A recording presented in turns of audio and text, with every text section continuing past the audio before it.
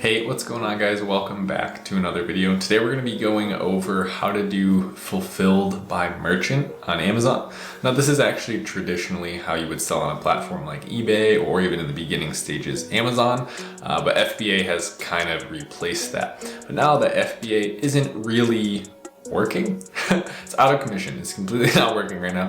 We have to wait for that to work instead of being passive and just going, well, guess we gotta wait. No, we're entrepreneurs, right? We are action takers, most of us, and we like to look at obstacles as opportunities, look at mistakes as experiments, right? We could keep changing the words and changing it to be, how do we come out on top? How do we change our perspective? And turns out we have one of the biggest opportunities in the history of Amazon right now. But yeah, today let's get into it. We're gonna be talking about fulfillment by merchant, how to do product research, how to find those products, and then how to list them. Let's do it. All right, welcome in. So we just landed inside the computer here. We're gonna be doing some research to start off with. When I tend to do just like sorting by products, you have a few options of software.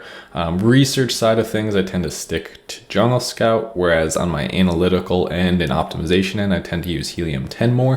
So today we're gonna be using Jungle Scout's product database, one of the oldest and reliable tools as far as this format of plugging in criteria and then seeing a product idea. So what we're going to be doing is selecting categories here, selecting a filter to manage what price range we want to see, how many sales per month we want to see, competition level, and then at the very end there's a box that we could check off to see that are we going to be able to sell this competitively as a FBM seller and not an FBA seller.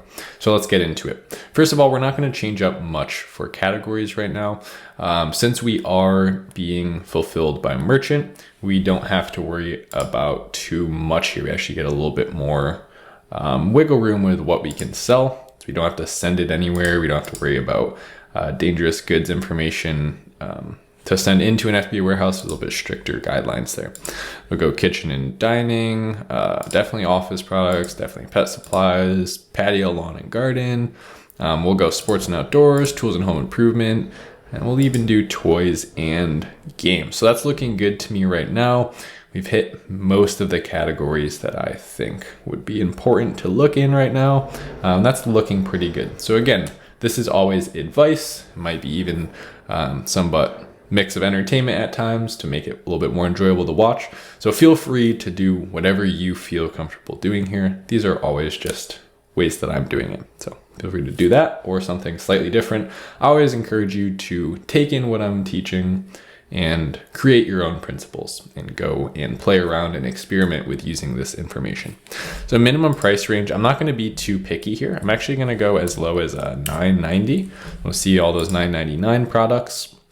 And then I'm actually going to go, because remember, with fulfilled by merchant, we're not paying those FBA fees. So the product that's $10, we're going to have a $1 referral fee, about judging on the category, and that's about where it should be. Actually about $1.50. Sorry, I think it's about 15% referral. So $1.50 for a $10 product. And that's it. So that leaves us with, of course, $8.50. And if we fulfilled that, shipped it our own, plus got the product for $3, we have about $5 profit margin there. Which is phenomenal. It's 50% of your sale price. So again, you'll have slightly higher margins when you're fulfilling it yourself. There's slightly more work involved. Max price, we will go up as high as 50. I'm okay with seeing some more expensive products here because if they're bigger, I don't necessarily have to worry about shipping them to myself. Then we're going to go minimum sales. We're going to do 300 here. I want to see products that are selling at least 300 units per month. So that's a minimum of 3,000 in revenue. Because by nature here, we've put $10 minimum price and 300 minimum sales. So if you fill in the minimum sales, you don't also have to do revenue because that's already implied here, right? This is virtually the same thing as just doing that. So you don't need to do both fields. You could use one or the other. And that's how I tend to do that part. And then reviews, we're going to see things that have less than 50. We're going to get really into the uncompetitive field here. Again, if this comes back kind of a little bit too what am I trying to say here? If this ends up, we don't get enough results from it. That's what I'm trying to say. If we don't get enough results from this, we might come in here and loosen that up a little bit, right? Maybe try 75 or even 100 or 150 max reviews. And then as far as weight goes, 1 pound is a good standpoint per unit, 1 pound per unit. You could go a little bit higher, go 1.2, 1.3, start seeing a little bit, more items. And again, if you don't see enough results here, this is one of the first things I would come back and change, but that's a good place to start. Now, normally I would just hit search, right? And then you see all these listings, get to look through them. Those might give you market ideas. They might give you exact product ideas. But what we are going to do is, hey, Amazon, show me only listings that are fulfilled by merchant that are meeting this criteria. So I want to know that, using my principle, not my principle, but the universe's principle of modeling, right? What do you want to do in life? Do you want to become a professional athlete? Do you want to become an entrepreneur? Well, find someone who's already doing that and model after them, right? Figure out what they're doing. What are their principles? Learn from them. This is what it means to be a mentor or to be mentored. Is this underlying principle of modeling? So we could kind of transport that principle and place it right into our Amazon business mindset. We could say, let me find products that are already doing what I want to be doing, because that increases the odds that I'm not going out and inventing products. Increases the odds that what I pick, I'll be able to extract the exact characteristics of that product that are working for them. What is it specifically about their product? Is it their colors, their size, is their value, is their price? How can I take those, integrate them into my listing, and then put up a new listing for the same or similar product? Hopefully you've changed it slightly, and start collecting sales myself. So we're going to hit search here and we're going to look through this together. If it gets boring, I might skip ahead a little bit, but I'll see you when we find something. So you can see it just loaded up here. All we're looking at is the raw data now. You can see we have 6,500 results. There's no shortage of results here. It's totally fine. And then, like I said before, if you're not getting enough results, you might want to loosen your criteria. If you're getting too many results, you're going to want to come back in here and tighten it, right? So maybe we only worry about products that are doing a minimum of 500 sales. Maybe we could collect half of those and do about 250 sales, something like that. Now, instantly it just dropped by 50%. A little bit easier to look through, right? And then if you really want to just cut ahead and just say, hey, show me products that are just super successful. They're selling 30 units a day with under 50 reviews.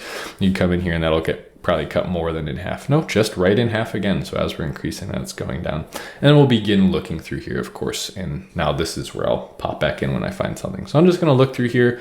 You're going to look for products as you see them. You hover over them. It'll increase the size of it in case you can't see.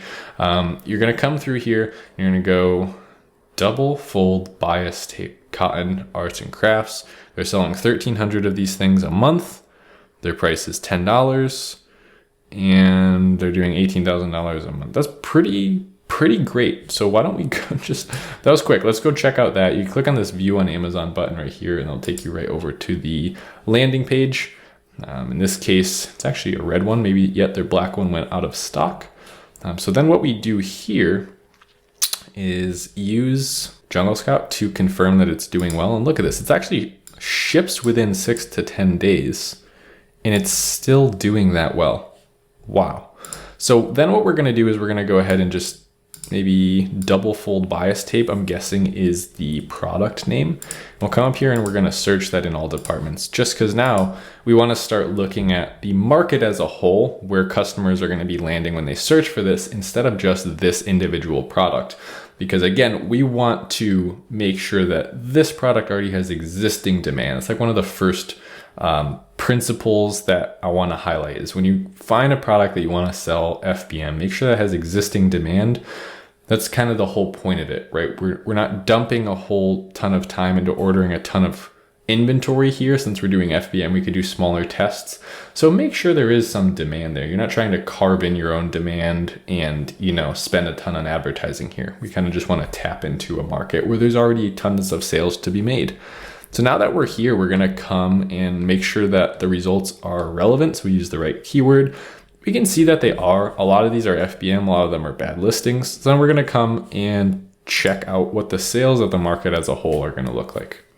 Okay, so right away, looks like some of these are struggling, but I don't think that's necessarily a bad thing to worry about right away, because a lot of these have, like this one's ranked organically number 8, and they have 1 star, 1 review, in a picture on like a background that looks like an old shag carpet.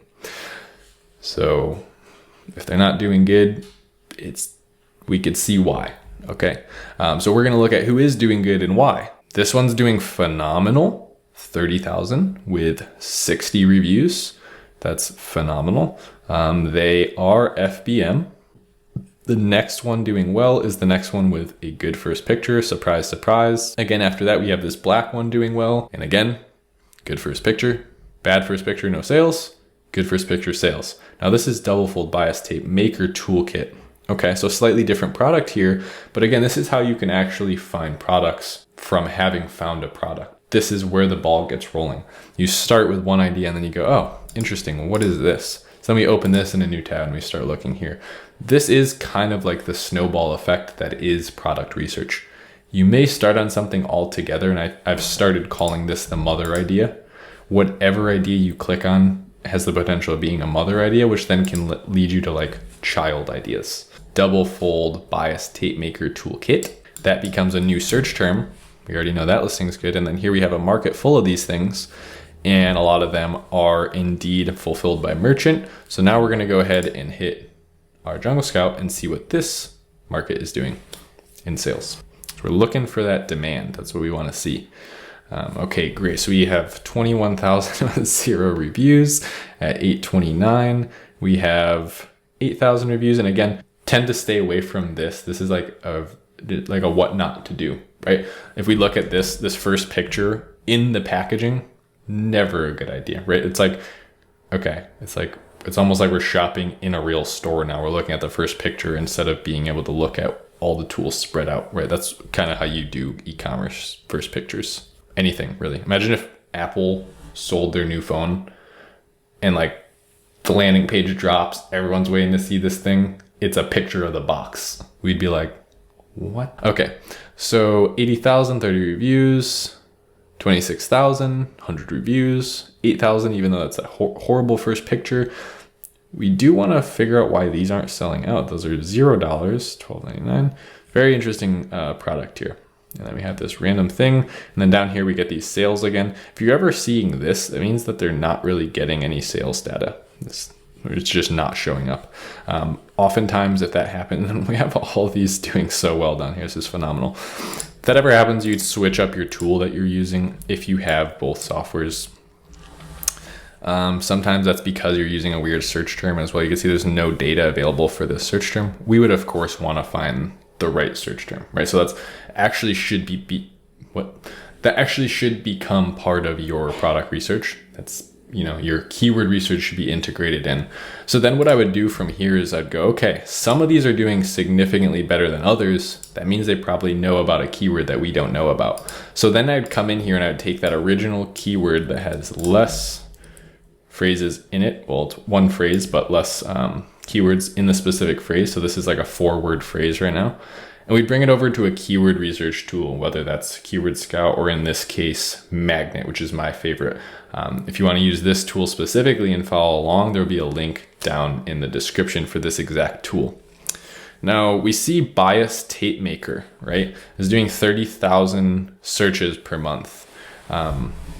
So that's what we want. That's what we want to look at. And click right here and it'll search that on Amazon. And now we have the true market search name. So what we were looking at might have been wrong.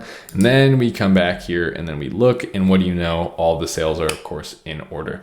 So all those other listings were ranking for that really weird keyword, but they didn't necessarily have sales. So that's why the sales weren't showing up.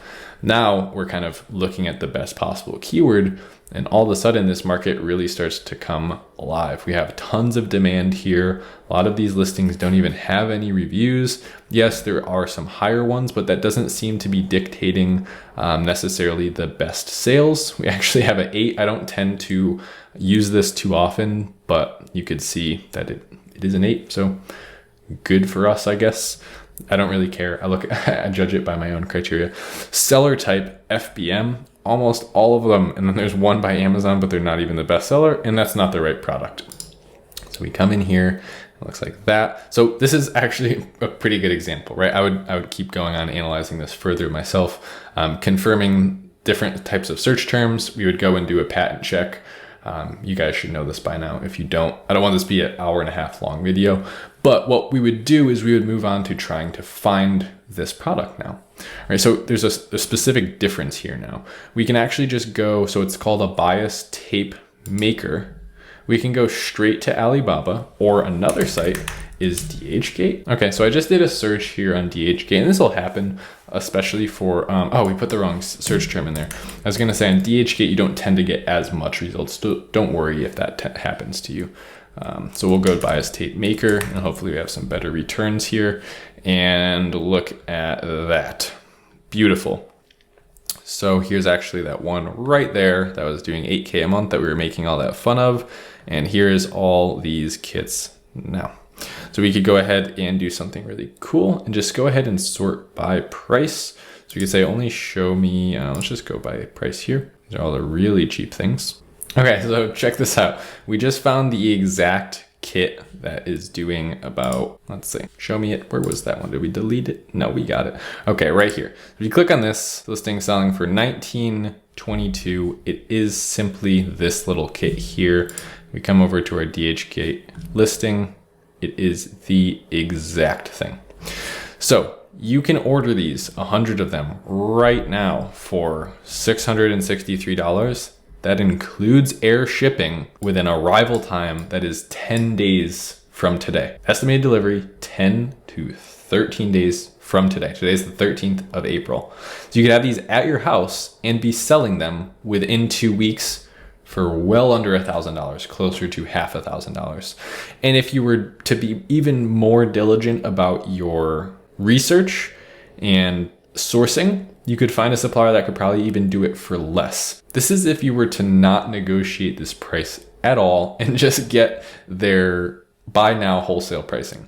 So even at $663, we have no FBA fee. We're gonna come over here, we're gonna run our calculator. We actually don't even have an FBA fee. So we're gonna put $663 in here, and you're gonna be paying for shipping, or you can charge shipping. I suggest that you pay it yourself. So that's an additional $1. We'll call this 7.6. And look, doesn't look that impressive, does it? Yeah, but we have to eliminate a $3.48 fee. So that makes our total profit per unit $8 and let's see, 70 cents. So that's actually close to that, whatever. Very quick math. At that price, we're coming in at 40% net margin, right?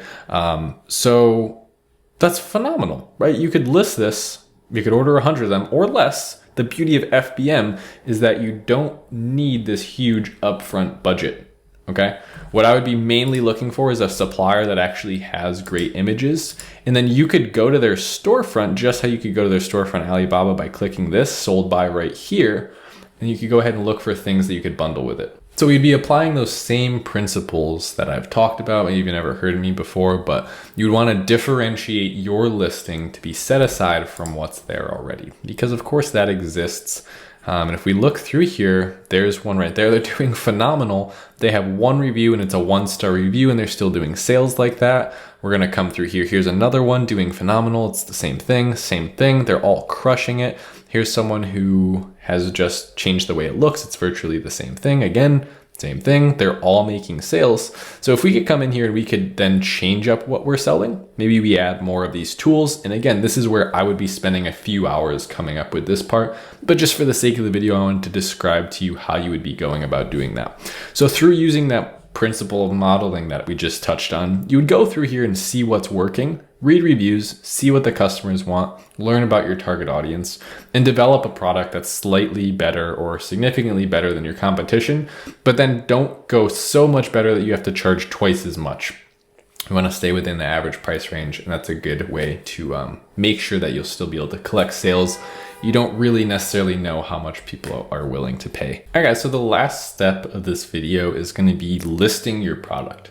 So it's very simple. We're going to come to Amazon Seller Central here, go to catalog, add products. Now, a mistake that's really easy to make is that you would enter your product name here. We're not going to do that. We're creating our own new listing, and we're going to go, I'm adding a product not sold on Amazon. So go ahead and click that. And then what you're gonna do, if you don't know how to fill this out, I've gone ahead and created a listing creation tutorial. So instead of having to get a rather rushed condensed version of it here, you can actually just go watch this video right here. I'll link it in the description, and you can watch the full tutorial how to build a listing. In that video, I'm talking specifically about FBA, but the only difference is that you're going to be merchant fulfilling it. The creation of the listing will be the exact same. And then instead of outsourcing your photography, since we're doing a smaller test listing, we're going to be going ahead and trying to find a supplier that has good photos already, right? This picture here is already a significant upgrade in the picture that we saw right here. Okay, does that make sense? So we're gonna be, instead of paying $300-400 for a photographer, try and choose strategically who you're sourcing from based on the pictures that they have, the quality of their listing, and of course you can always order a sample from them. If you ever want to message them, that you could treat this very similar to Alibaba and just go right here. This also works if you find these products on Alibaba. You just ask them if they could do express shipping, but I find that DHgate and AliExpress tend to work better for this kind of thing. All right, guys, so that's going to do it for today's tutorial of Fulfilled by Merchant on Amazon in 2020. This is a really unique time because I would go as far to say one of the best times to start your Amazon business, because we can come into these markets that we may have never looked at. We're forced to take a different perspective, and all of you out there who have that winning mindset will go, this is an opportunity. Let me jump on this. Let me experiment. I could go as little as 25 units, and when I collect the sale, I ship it out myself for, maybe as low as $50 an order from DHgate, right? So you can go out there, and maybe this is your time to start testing markets in really low competition areas. The last tip I would give you is make sure that most of your competitors are fulfilled by merchant, okay? That's why we went into Jungle Scout in the first place and selected FBM, is because we want to enhance our odds that when we land on a market, it's going to be mostly sold by people that are fulfilling it themselves. When you put an FBM listing side by side with a FBA listing that's prime, the prime listing almost always wins. So that's why it's important to just double check that that is the case. And we look here that's the wrong market. We look here, and quick way to tell us that there's no prime listings, but pretty much all of these are FBM besides this one Amazon listing, and it's not even for the right product, so they're all FBM. All right, guys, thanks so much for sticking around till the end. Be sure to like and subscribe if you haven't already. If you're new here, I'd love to have you. And as always, have a great rest of your day, and I'll see you here again tomorrow for another video on the channel. All right, guys, later.